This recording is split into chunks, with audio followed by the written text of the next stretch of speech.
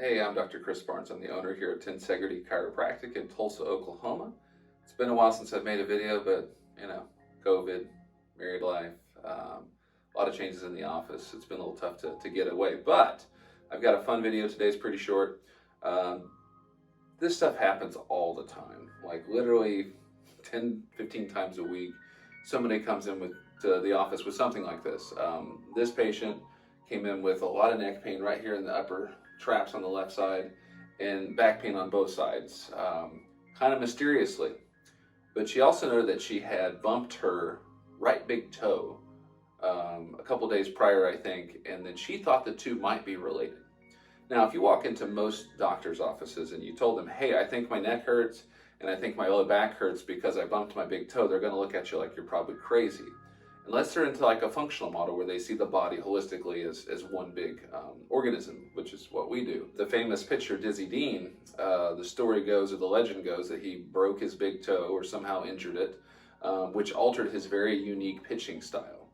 And this guy who had once been a picture of health and was always injury free, once he broke his toe, he started having a cascade of injuries, like his knees, hips, and I think eventually he tore a rotator cuff, and that's like what did him in and into his career.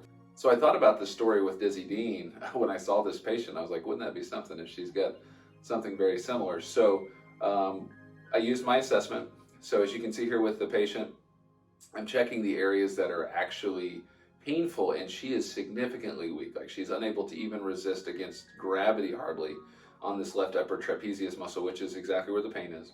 She's also very weak through her core. So as I'm actually testing the quadratus lumborum muscles, amongst others, and she's unable to resist me, and there is pain with it. So I get her on the table, and I go in and I start doing my testing. Now, what's unique about what we do in this office is that her toe doesn't necessarily require an x-ray, but with using muscle response testing, which is what I'm doing with her fingers, I'm asking her brain exactly what's going on in her body, what's contributing to these weaknesses, and lo and behold, it does take me to the first toe on the right foot. And you'll see me asking specific questions about which way does that toe want to be corrected. And that whenever her hand tests strong, that's a yes. Whenever it tests weak, that's a no. So now with the information I have, I know exactly how her toe needs to be corrected. So you can see me here just applying a very simple joint mobilization in a very specific vector or vectors. And now that I've applied this correction, notice what happens when we go in to test her neck, when we go in to test her low back. It's 100% strong, completely normal. We did some soft tissue work to kind of clean up some of the mess, but the big toe is what actually brought her strength back and reduced the majority of the pain. So I guess the moral of the story here is to trust your instincts, to trust your intuition. This woman had an idea that maybe her big toe was what was causing all these problems in her body, and she was right. Patients aren't always right, but oftentimes they are. And for me to discount what she's saying because those two areas in the body are pretty far apart would show a lack of understanding on my part about the human body, would also show a lack of empathy. So it's best for doctors to always check and try to rule out with the best tools that they have. And never discount that voice inside that says, hey, I think this is related to my big toe. Again, we're operating in normal hours now with COVID going on. Doctors are wearing masks, wearing gloves when needed to. We sanitize everything. We're social distancing in the office.